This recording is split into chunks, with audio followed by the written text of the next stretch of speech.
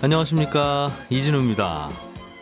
편의점이나 마트 같은 데서 쓸 수 있는 10만 원어치 포인트를 단돈 8만 원이면 살 수 있게 서비스를 했던 머지포인트라는 회사가 갑자기 이 포인트를 쓸 수 있는 가맹점 숫자를 확 줄여서 논란이 됐고, 그래서 사기 논란과 함께 그 파장이 계속 커지고 있습니다.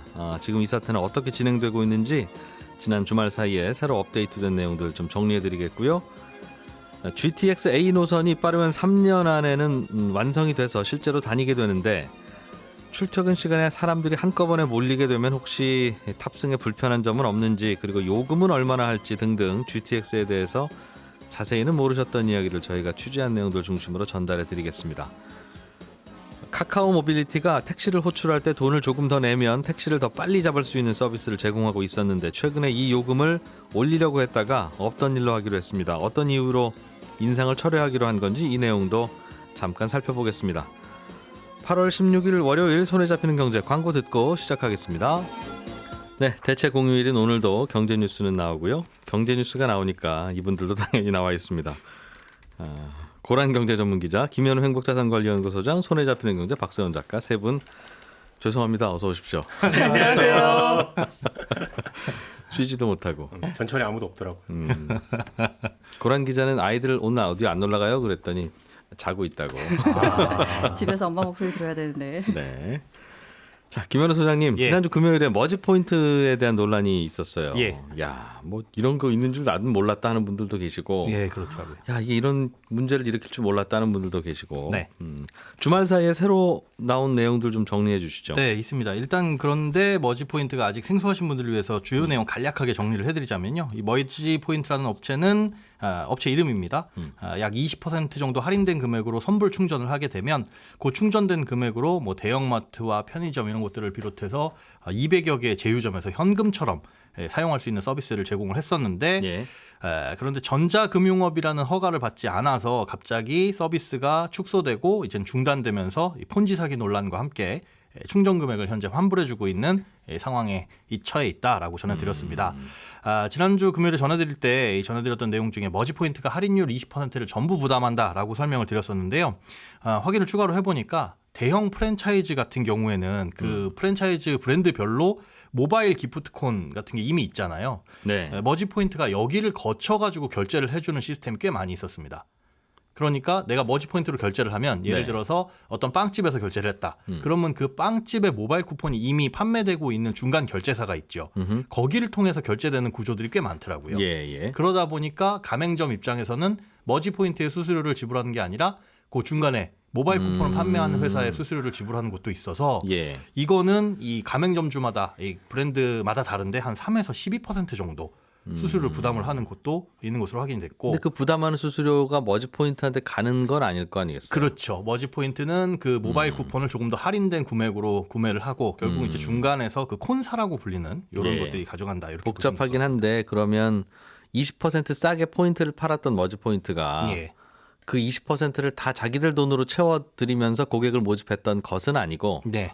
20%보다는 조금 낮은 비율인 경우들도 있긴 가맹점마다 있더라. 네, 그렇습니다. 우리가 조금 잘못 알고 있긴 했는데, 네. 뭐 대세에 큰 주장을 주는 팩트는 아닌 것 같고요. 네, 그렇습니다. 예. 연휴가 이제 추가적인 상황을 보자면요. 직접 찾아가서 환불을 요구하시는 분들이 굉장히 많이 계셨습니다.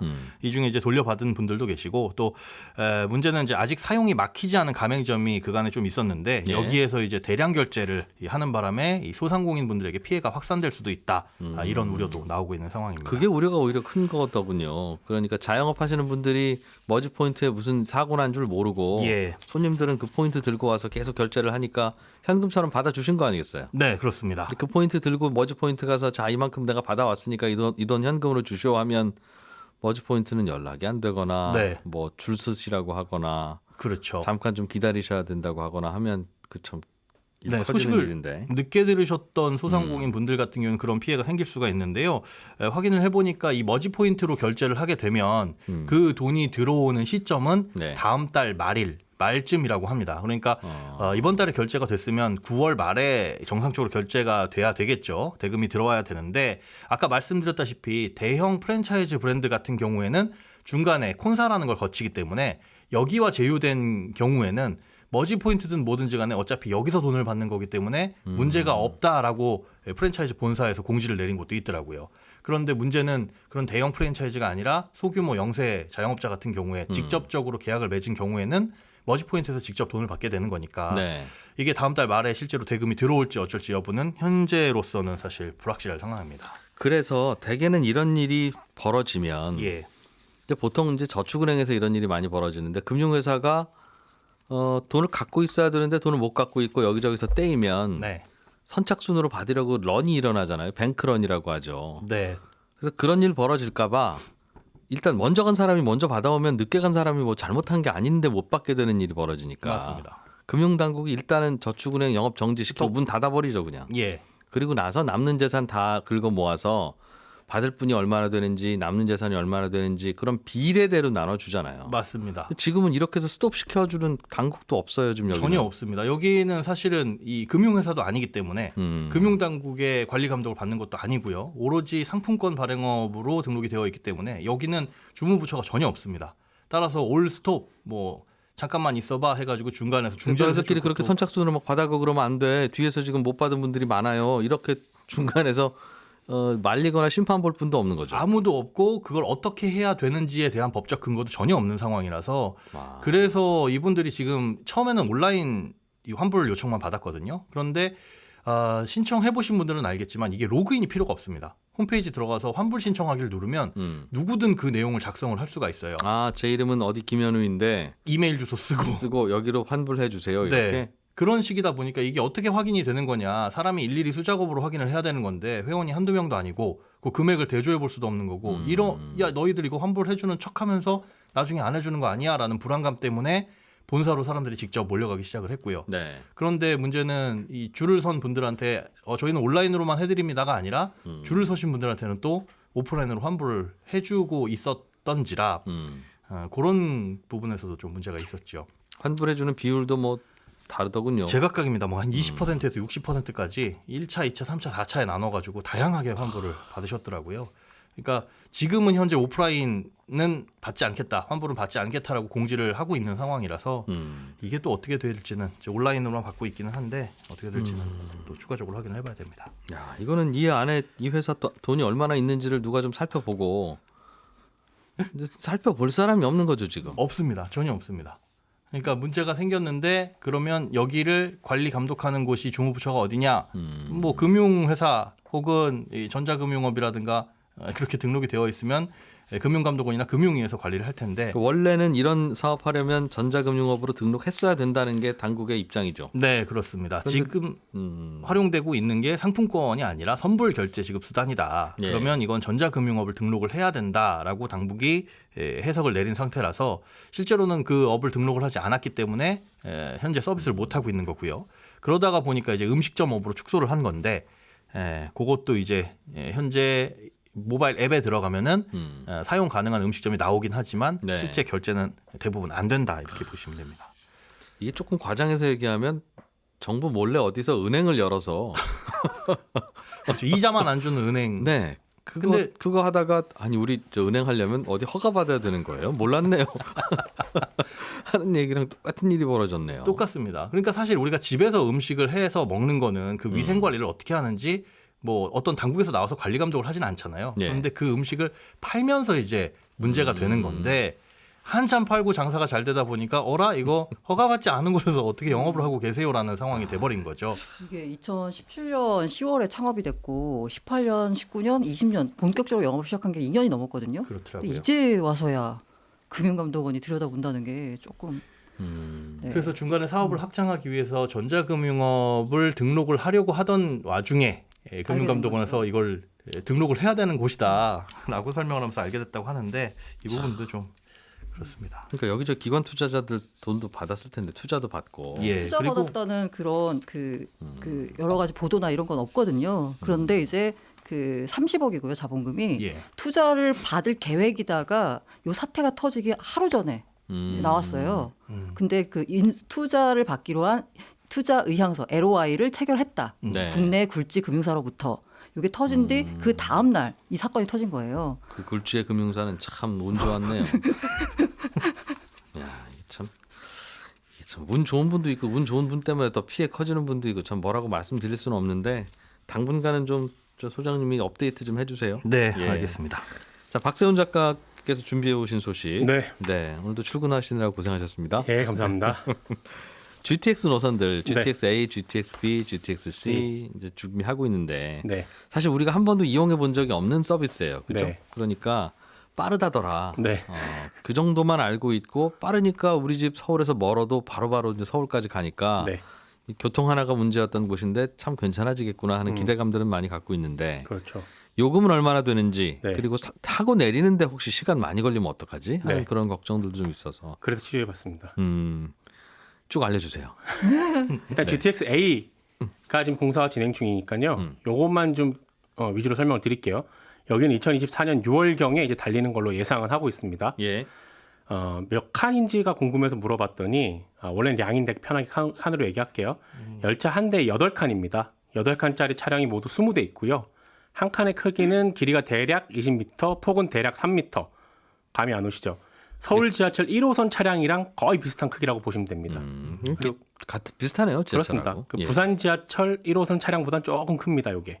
그리고 차량 한 칸에 탈 수 있는 최대 승차 인원은 대략 160명 정도. 예. 8칸으로 돼 있으니까 한 번에 한 1280명 정도를 최대로 태울 수 있습니다. 뭐 생긴 건 지하철이나 기차하고 비슷하다. 그렇습니다. 그거는 뭐 예상했던 바고. 네. 뭐 다른 아니, 게 크기가 아주 클 수도 있고 아주 작을 수도 있을 거라는 예상을 하고 있었거든요. 그래 모르겠어요. 철로가 뭐 그렇지 않을까 비슷하게. 어쨌든 비슷한 크기다. 네. 예.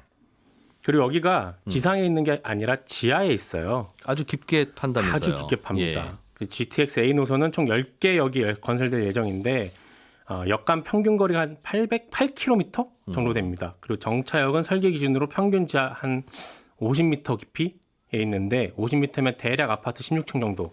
굉장히 되는 깊게 거죠. 들어가네요. 굉장히 깊습니다. 지금 지하 16층이라는 거잖아요. 그렇죠. 그만큼 파고 들어가서 터널을 뚫고 거기에 레일을 깔아야 구불거리는 구간 없이 최대한 직선으로 노선 뽑을 수 있거든요. 네. 이렇게 뽑아야 엄청 빠른 속도로 열차를 운행할 수 있기 때문에 깊게 판 건데 연신내역이 58m로 가장 깊고요. 삼성역이 37m로 가장 낮게 위치해 있습니다. 그 지하로. 그렇습니다. 평균 50m라고 보시면 됩니다. 대략. 그래서 최대 한 200km 속도 정도로 그렇습니다. 깊게 판다. 네. 그러면 이제 문제는 속도를 빠르게 하려고 깊게 파는 건 이해는 됐는데 네. 깊게 팠으면 기차는 깊은 곳에 있을 거고 네. 뭐 우리가 그 깊은 곳으로 내려가야 되는데 그렇습니다. 출퇴근 시간에 지하 10 몇 층이요? 16층. 지하 16층으로 아파트 16층 높이. 내려가면 물론 이제 엘리베이터로 내려가면 뭐 금방 내려가는 엘리베이터도 네. 있지만 괜찮아요? 괜찮을까요? 안 괜찮을 것 같아요. 지금은 아직 안 다니니까 이 부분을 별로 신경을 안 쓰고 있는데 예. 앞으로 진짜로 달리게 되면 이 문제가 불거질 가능성이 꽤 높습니다.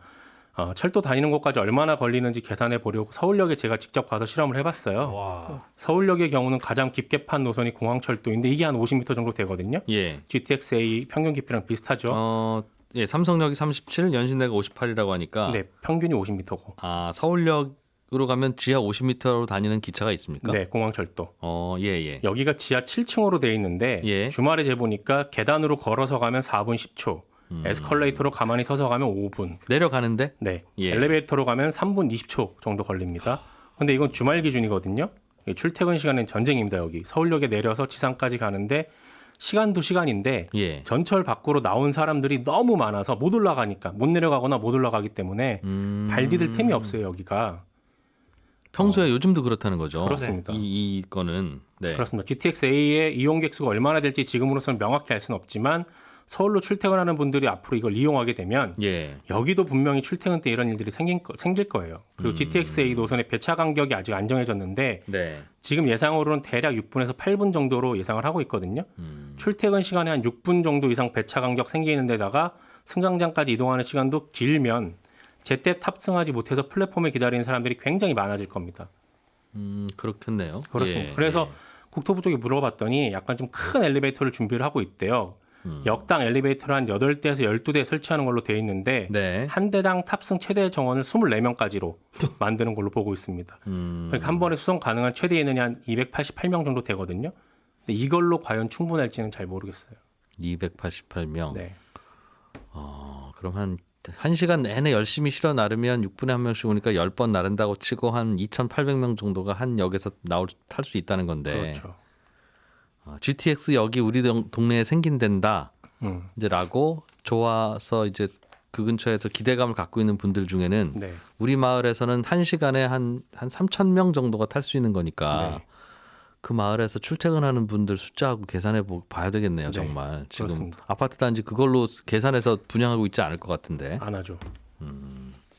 요금은 얼마나 한다고 합니까? 여기는 지금 민간하고 공공이랑 같이 진행하고 있거든요. 네. 그러니까 수서부터 동탄까지는 정부 돈으로 하고 파주 운정부터 삼성까지 민간이 맡아서 하고 있는데 자료 뒤져보니까 2018년에 민간 네. 사업자가 제시했던 안이 파주 운정에서 삼성까지 3,900원이었습니다.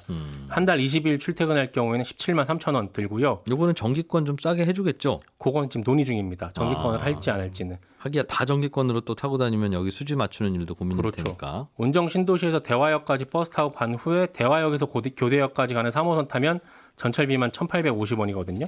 이거 22일 기준으로 하면 왕복 81,400원이니까 네. 딱 2배 정도 비싼 겁니다. 전철보다 지하철보다 한 2배 정도 비싸다. 그렇습니다. 다만 소요 시간은 GTX-A가 한 20분, 지하철이 72분이니까 예, 말 그대로 돈으로 시간 사는 셈입니다.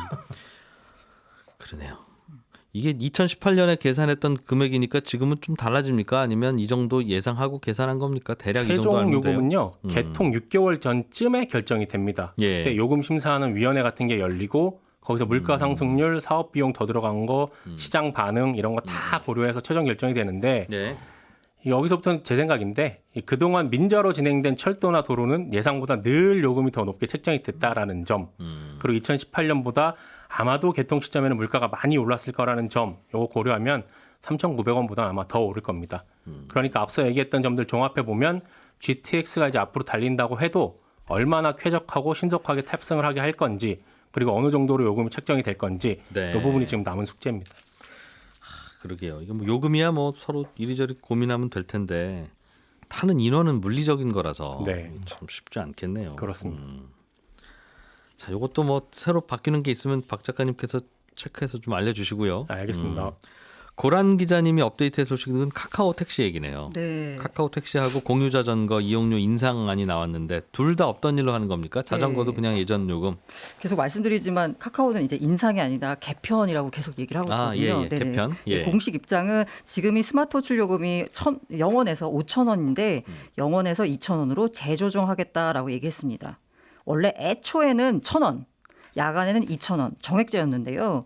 2일부터 최대 5,000원까지 부과되는 탄력 요금제로 바꿨습니다. 카카오 측의 입장은 뭐냐면요. 이게 아무도 안 부를 때는 0원, 많이 부르면 5,000원. 그러니까 사실 과거에는 아무도 안 불러도 무조건 1,000원을 내야 됐는데 오히려 더 싸질 수도 있다라는 게 카카오 측의 입장이었고요. 예. 소비자 입장은 무슨 소리냐. 타기만 해도 8,800원이나 내야 된다. 기본 요금 3,800원에 호출료 5,000원 더하면요. 비쌀 때 내면. 네네 맞습니다. 그래서 반발했고요. 게다가 이게 발표된 게 2일인데요. 그다음 일주일 지나가지고 카카오 바이크 전기 자전거 바이크 요금제 개편안이 나왔는데 이것도 역시나 개편이라고 주장하고 있는데 소비자 입장에서는 인상이다라고 받아들였습니다. 카카오는 일단 카카오 바이크 요금은 일단 지금 현재는 무조건 타면 1,500원. 15분 동안 탈 수 있습니다.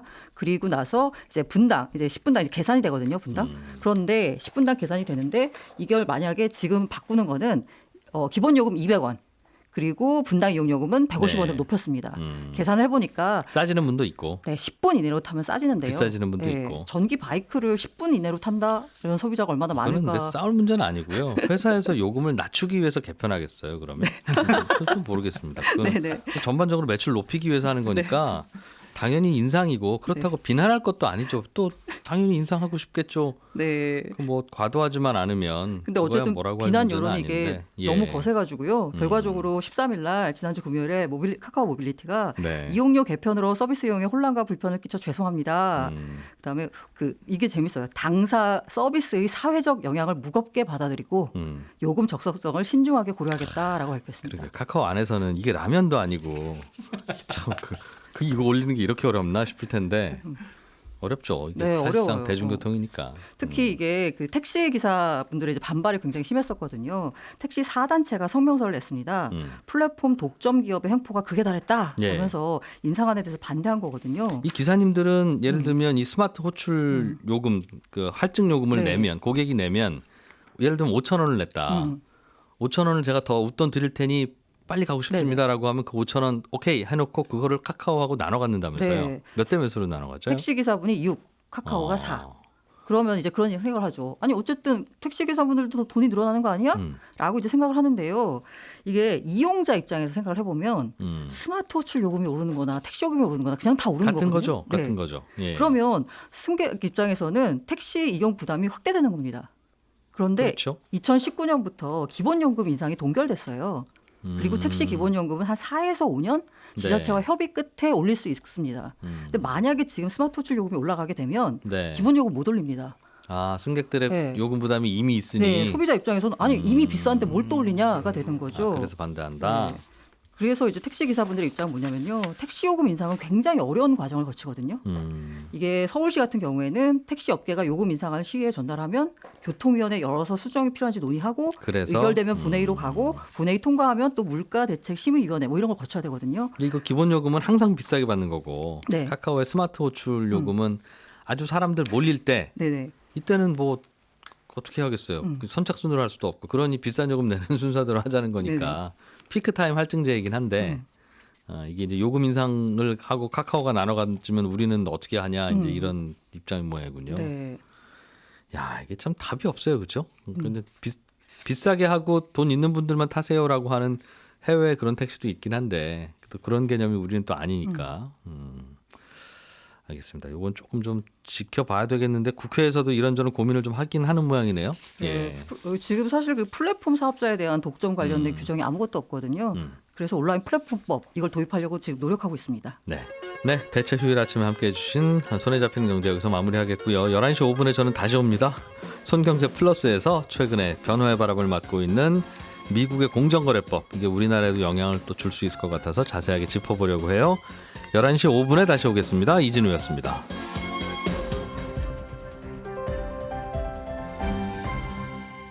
경제를 생각하는 사람들의 즐거운 습관. 이진우의 손에 잡히는 경제.